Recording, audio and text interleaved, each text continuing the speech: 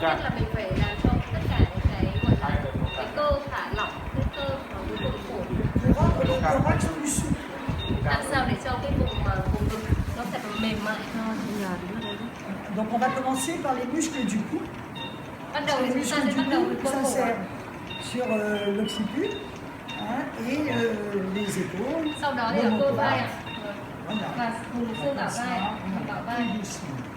Nhẹ nhàng, mình bắt đầu với vùng cổ nhẹ nhàng, đến cơ cổ. Nhẹ nhàng. Rất chậm rãi và nhẹ nhàng thôi ạ.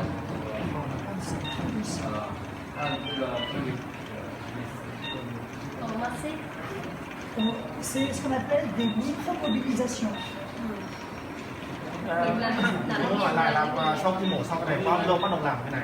Mới tỉnh à? Juste après l'opération, n'est-ce pas? Ou combien? Là, c'est bien. Thì bắt đầu cái thời điểm Mais càng tu sớm vois, trước bên cái cú đấy. il a combien d'oxygène? Bắt đầu từ bây giờ, bắt đầu bệnh nhân không phải làm được ngay. Có nghĩa phối hợp được với mình này. Vâng, phối hợp với mình phải làm ngay. On décontracte tous les muscles de l'omoplate. Làm sao mà để tất cả cái xương bả vai nó thả lỏng được là tốt nhất, các khớp xương bả vai thả lỏng. Đấy. Đấy, như này là thả lỏng rồi đấy ạ. Đấy. Cái này là tốt ạ. On commence toujours du côté non opéré. Và mình bắt đầu từ cái bên mà không mổ trước ạ. Parce qu'il a mal et que si moi j'arrive, je mets mes mains tout dessus. Nếu mà mình bắt đầu từ cái bên mổ trước thì người ta đang đau mà sẽ khó hợp tác với mình. Il faut savoir que dans la douleur, il y a aussi la peur de la douleur. Et des fois, elle est beaucoup plus importante que la douleur elle-même. La peur d'avoir mal fait que ça augmente la douleur. Và cái cảm giác mà người ta sợ đau ấy thì nó cũng sẽ làm cho người ta tức là nó sẽ làm cho đau hơn. Đúng lại. Anh thả lỏng giúp em nhé. Chỉ có một chút giúp em. Như thế đấy ạ, thả lỏng như thế tốt. En fait, les patients quand ils ont mal, ils sont comme ça. Và khi mà người ta sợ đau thì người ta sẽ cong người lên như thế này ạ. Và người ta sẽ cảm thấy sợ hãi. Quand tu décontractes, tu vois, le but c'est d'arriver à faire. Voilà. Khi mà người ta không sợ đau thì người ta sẽ thả lỏng, bắt đầu thả lỏng các cơ thì nó sẽ dễ tập hơn ạ.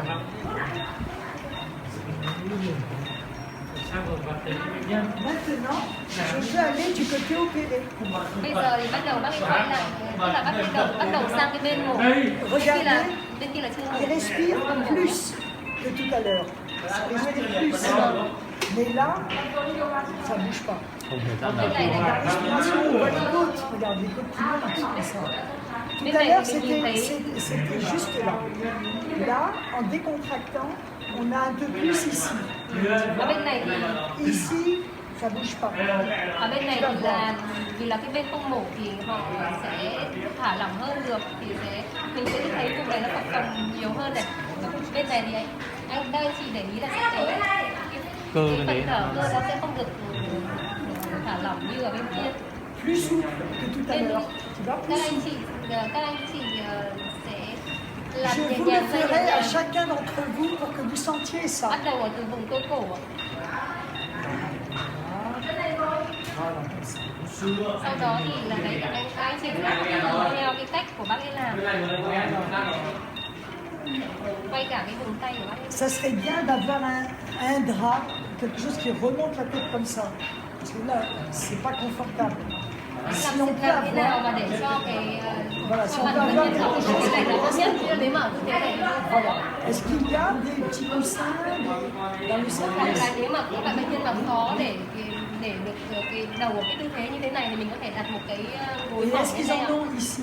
Ở đây mình có một cái gối mỏng không ạ? Có thể lấy Để đặt nhẹ Un lên coussin, un drap, hoặc là một cái dụng cụ gì đó mềm mại để đặt nâng cái khung cơ cổ.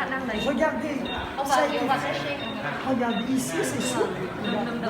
các anh chị nhìn cái bên này nhá, cái vùng bên này vùng bả vai xương đòn bên này thì rất là mềm mại này, nhưng bên này Ce thì que là, on cứng n'a hơn pas này, fait, c'est contracté. bên này nó C'est co dur. kéo hơn, nó co kéo hơn. Bây giờ các anh chị cứ thử sờ vào hoặc các anh chị nhìn xem, nó sẽ co kéo hơn.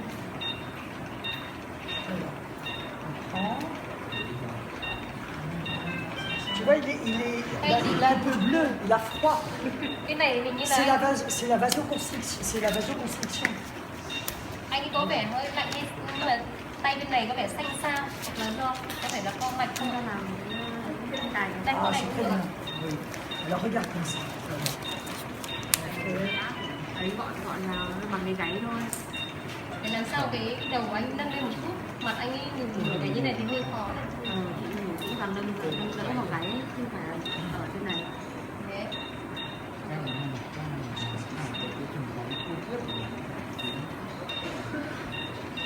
Anh cảm thấy dễ chịu không?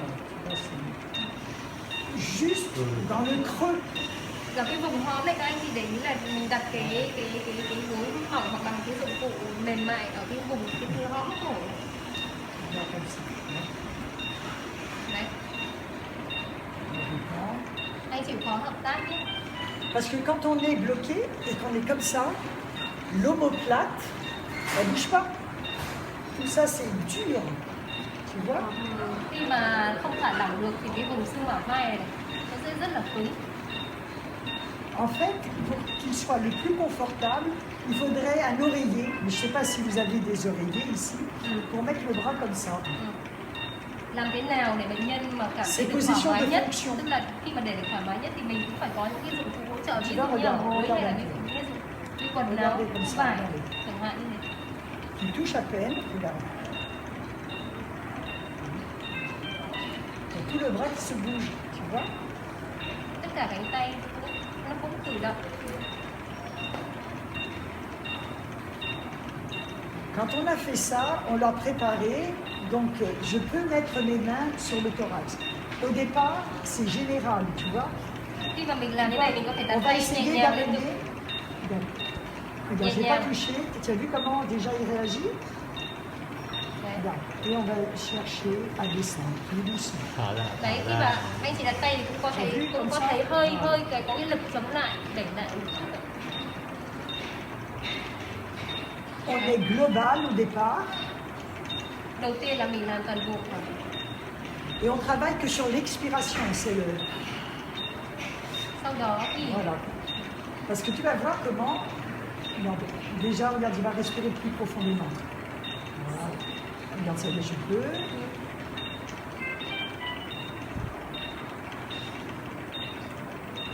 Il faut savoir qu'il y a un temps retard. Tu vois, il ne répond pas quand j'appuie. J'ai pas tout de suite le retour. Enfin, les côtes ne remontent pas tout de suite. khi mà mình làm như này thì Il y a un cái temps phản ứng retard. Il y a, entre le moment où j'appuie et le moment où je vais avoir l'augmentation du volume, il y a un temps de quelques instants, tu vois, d'une minute. Et bien, ça, c'est normal. khi mà bác đặt tay như này thì cái phản ứng đẩy lại cái chống lại của thành ngực thì nó hơi, tức là nó hơi chậm một chút, thì nhưng mà đấy là bình thường sau mổ. Si moi je te le faisais, pour celui qui n'a pas mal, en fait, j'aurais tout de suite la réaction. Tu vois, Khi mà đối với những bệnh nhân bình thường khi mình ấn vào ngực là ngay lập tức mình có những cái phản ứng của Voilà, mình, nó đẩy lại. Et tu vois, regarde déjà, c'est plus facile. Je peux appuyer progressivement. En fait, on appuie progressivement de plus en plus, sans lui faire mal. Nhưng mà mình sẽ đẩy dần mình sẽ đẩy mạnh hơn một chút, nhưng mà đừng đẩy, nhưng mà không làm cho bệnh nhân đau, từ mình cứ từ. Et maintenant, je vais me porter sur l'hémithorax opéré. Je vais travailler sur ce côté-là. Đầu tiên thì mình làm bên cái ngực mà chưa mổ, sau đó thì mình lại làm sang bên cái phần mà cái vùng mổ.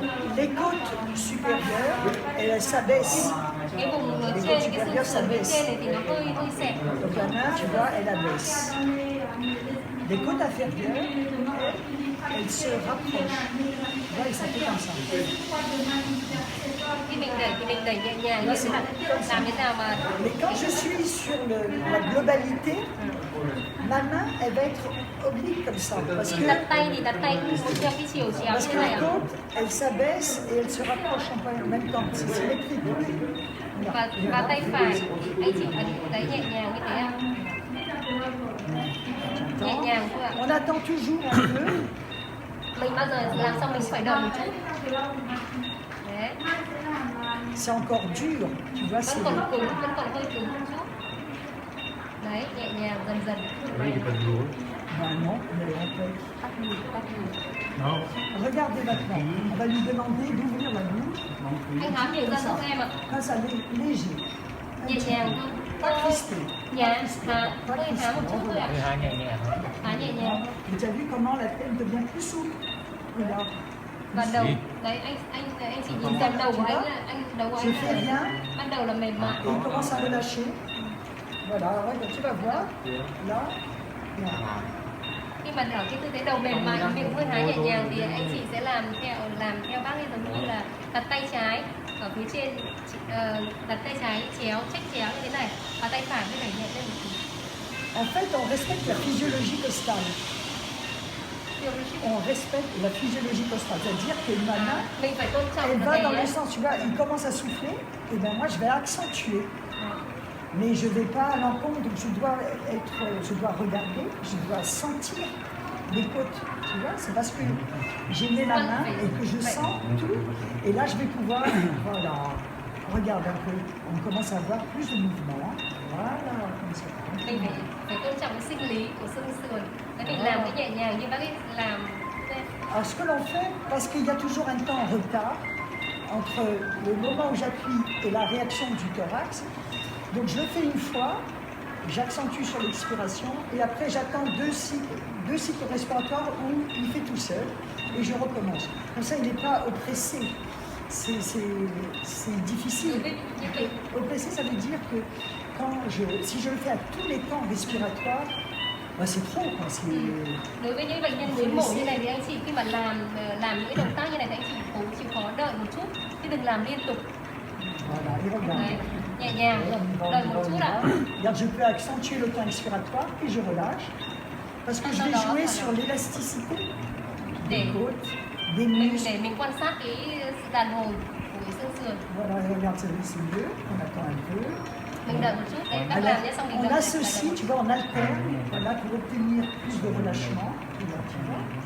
Sau đó là mình lại kiểm tra một cánh tay xem là nó có Là, il tient sự encore. thả lỏng hay không. Il tient. Parce qu'il manque un oreiller. J'aurais un oreiller, là. Et ben, il pourrait reposer. Tu vois, si j'ai mon bras comme ça c'est une position de fonction. Comme ça fait. Regarde, j'ai Nếu mà cái tay của Comme bệnh la nhân main, mà để on như fait thế comme ça. này thì là Est-ce qu'il y a des đúng tư oreillers thế ici? là mình có thể làm được. Nhưng mà nếu mà bệnh nhân mà để tay mà kiểu co cứng như thế này thì là chúng ta không có làm. Est-ce qu'il y a des oreillers ici où il faut demander à la famille d'apporter un oreiller? Un oreiller, c'est. Nếu mà trong trường hợp mà mình không chuẩn bị, không trang bị được gối ấy, thì mình có thể là yêu cầu gia đình mang những cái gối nhỏ mỏng lên để đặt trên vùng cổ bệnh nhân, cổ họng cổ của bệnh nhân.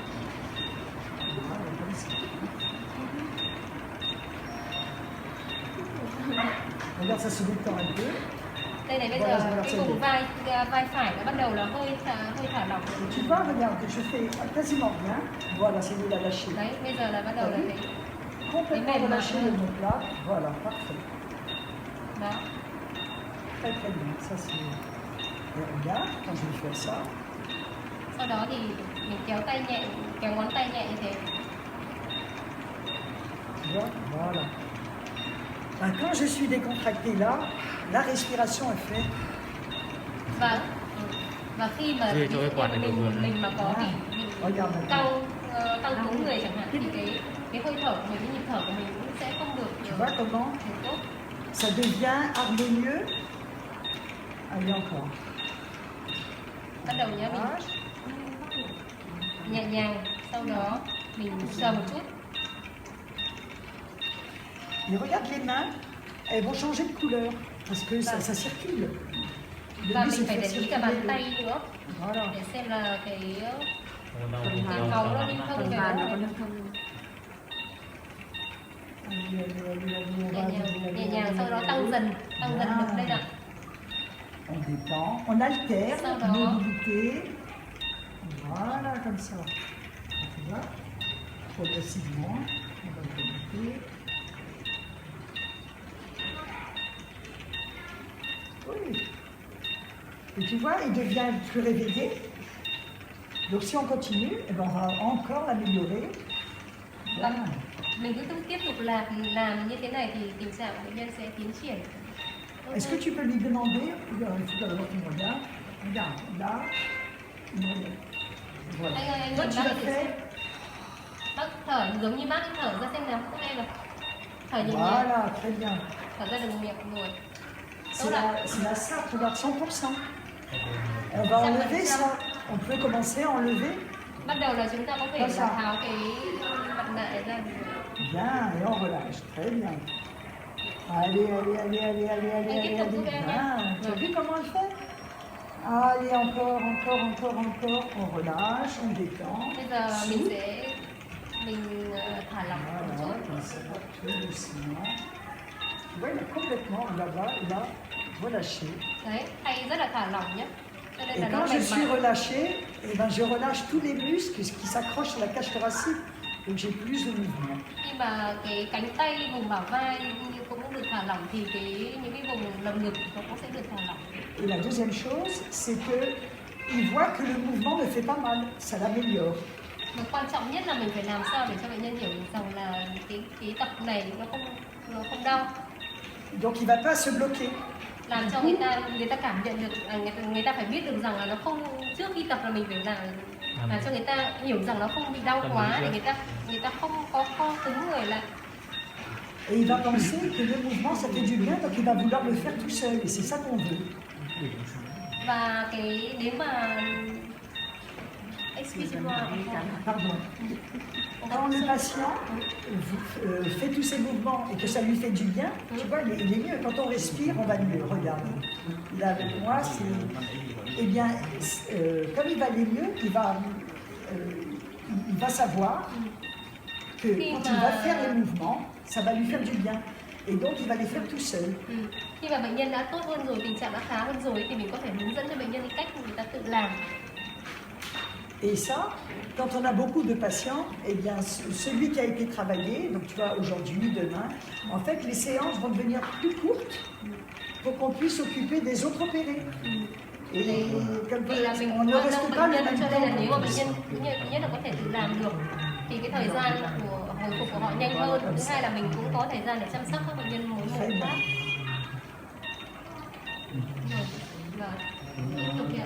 Là, il a 100%. Il faut baisser. Il faut demander, il est où François? Ce serait bien d'aller chercher François Barbotin, parce que peut-être qu'on peut déjà retirer. Il est là? À 100%, on peut peut-être baisser déjà.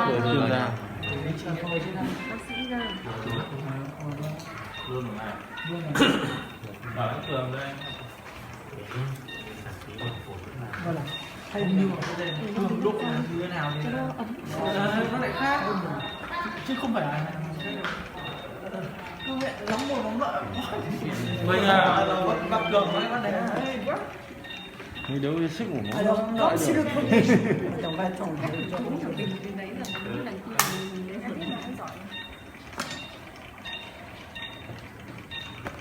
Lầm treo không có em? Và đang lên chú bế em lên đi để làm chê chú đúng không?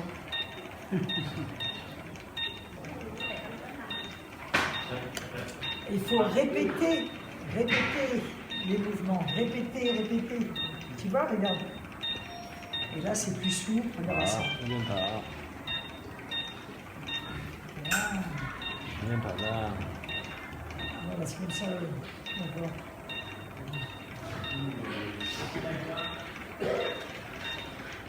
Je voulais savoir, François, si, comme il a 100% depuis un moment, est-ce qu'on baisse l'oxygène, est-ce qu'on enlève le masque de concentration? Oui. Mais comme il faut leur montrer aussi que c'est un accord avec les médecins. Alors, il faut toujours baisser l'oxygène. On va changer le masque et mettre des lunettes d'oxygène avec le plus petit nombre de litres. Le petit nombre de litres, c'est 2 litres. Voilà. L'idéal, le patient, s'il va bien avec 2 litres, il va aller bien très bien. Le but, c'est de le sevrer de l'oxygène. Pas tout de suite, mais c'est ça le but. Cái mục đích của mình là mình giữ cái mặt nạ ấy ra, cho nên là mình sẽ phải giảm giảm cái lượng oxy xuống. Nếu mà lý tưởng nhất là khoảng 2 lít để cho cho bệnh nhân dần dần là sẽ đúng rồi, thích nghi dần, cai dần. Généralement, nous, on travaille ensemble avec le docteur et nous avons les mêmes objectifs. Ce qui fait que nous, on ne demande pas, mais la prescription elle est tacite. Tacite, ça veut dire que c'est comme si elle était là, la prescription. Mais le but, c'est que ça reste comme ça. Il faut progressivement retirer et réduire. Et est-ce qu'on a ici des lunettes à oxygène? Ở đây có cái tính Voilà, on va chercher. thì thông thường bác ấy Ça, là on va le các bác retirer. vật lý trị liệu cũng làm việc cùng với các bác gây mê hồi sức để phối hợp với nhau là xem là cái lượng của oxy rồi như thế nào là phù hợp. Et ce qu'il faut dire, c'est que plus on fait la kinésithérapie précoce, tu vois, il se réveille, alors il est fatigué, mais il est avec nous, il améliore les constantes. Donc après, demain, c'est un autre jour, demain, eh ben, il sera mieux parce qu'il saura qu'il peut faire. Ví dụ nhất là ngay lập tức sau khi mà bệnh nhân mổ thì mình sẽ làm phục hồi chức năng ngay, tức là vật lý trị liệu ngay thì bệnh nhân hồi phục của bệnh nhân sớm hơn. Cái ngày mai thì các anh chị sẽ thấy là bệnh nhân sẽ có thể là sẽ khác hơn nhưng bệnh nhân được tập muộn. Tu as vu le changement de la respiration, ça c'est spectaculaire. Il y a deux choses qui changent. La respiration, donc un aspect clinique, tu vois, c'est la mobilité. Et deuxièmement, les constantes. Voilà, il était haut, au départ, c'est 86, 87 battements par minute. Là, ça descend, ça se Có hai việc, normalise. thứ nhất là phải Et thứ ici, nhất là giảm c'est... dần oxy, giảm dần oxy. Là, il est à 99% d'oxygène, de saturation d'oxygène, mais on a baissé. Đầu Donc, tiên là le but, c'est d'améliorer ça et d'enlever ça. Mình giảm dần xuống. Et de retirer. Donc là, on va changer le système. Sau On đó va thì mình mettre sẽ les thay cái mặt lunettes. nạ bằng Voilà. cái kính oxy đúng không ạ? Absolument. Nó gọi là kính oxy đúng không ạ? Gọng kính. kính. Gọng kính. Et il est calme et on fait pas mal comme ça. Và như thế Le này, but, c'est de ne jamais faire mal. Ça, c'est- mục đích của phục hồi chức năng là làm cho bệnh nhân không đau. Và như này, như bác quan sát thì bệnh nhân cũng không đau lắm. Và hỏi ống kính đâu? Pour le moment, il y a plus de lunettes de oxygène, on l'attend un peu. Mais normalement, on a aujourd'hui peut-être có thể là siêu mổ, peut-être il y a beaucoup de libération. Et il n'y a pas aux urgences. Không có ở cấp cứu, không có. Có chứ. Gọng kính không có. Donc il va chercher aux urgences. Donc il faut dire que nous, quand on n'a pas de matériel, on va voir les urgences parce que les urgences, c'est le seul service où il y a tout. Enfin, Tại vì ở Pháp là các bác là nếu mà không có ở cái khu hồi tỉnh, phòng hồi tỉnh thì bao giờ cũng đến alors, vay. voyez, déjà, c'est mieux. À, vâng. Qu'est-ce qu'on va lui Chắc demander chắn là em có. Như thế á. Có nhưng mà Tout de suite, regarde, tout de suite, on va lui demander de faire des mouvements. Và sau Donc đấy on thì va... mình Alors comme il a ngay froid, lập tức tu sau đấy vois, thì mình cũng regarde, phải il để est ý froid. cái On va cẳng lui chân. dire, voilà, allez. Đấy, mình tập cả Oui, voilà, il va nous aider. Et il gập dần cẳng chân lại như thế này. En fait, il va faire comme ça. Mình sẽ nhẹ Nous, nhàng. on va développer l'expiration. Pourquoi l'expiration? L'expiration, c'est le souffle, c'est le... À, Parce que quand on a peur, quand on a mal, qu'est-ce qu'on fait? Quand on est énervé, on fait... Donc, il faut vider. Làm thế nào để cho bệnh nhân thở ra được hết. Đầu tiên thì bệnh nhân sẽ mới mổ thì sẽ hơi đau một chút. La deuxième chose, c'est que on a des centres respiratoires, et on a toujours le centre inspiratoire, un chef. Việt Nam không dùng đâu. Việt Nam đầy thừa. Ý là này. Đây này đầy Việt Nam thừa.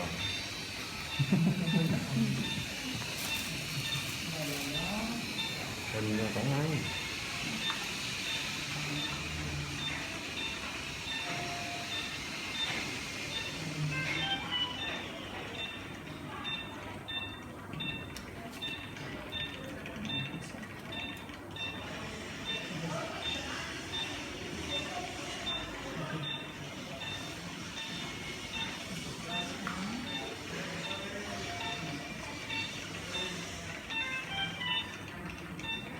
Remonte un petit peu le lit.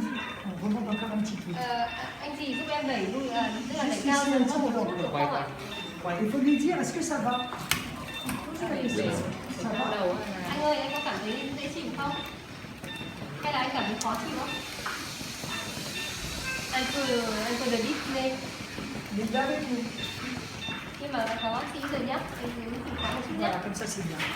Như thế này On va faire de l'autre côté aussi. chịu khó một chút nhé, tập thì là sẽ nhanh hồi phục hơn nhé. Alors tu vois, la saturation 98, et regarde, ça remonte. Donc il n'en a pas besoin. Donc on va pouvoir le tirer. Sau Voilà, khi comme mà ça. mình tháo mặt nạ oxy ra lúc nãy rồi thì trên cái chỉ số kia bác nói rằng không cần thiết phải, tức là dùng cái mặt nạ này ok rồi.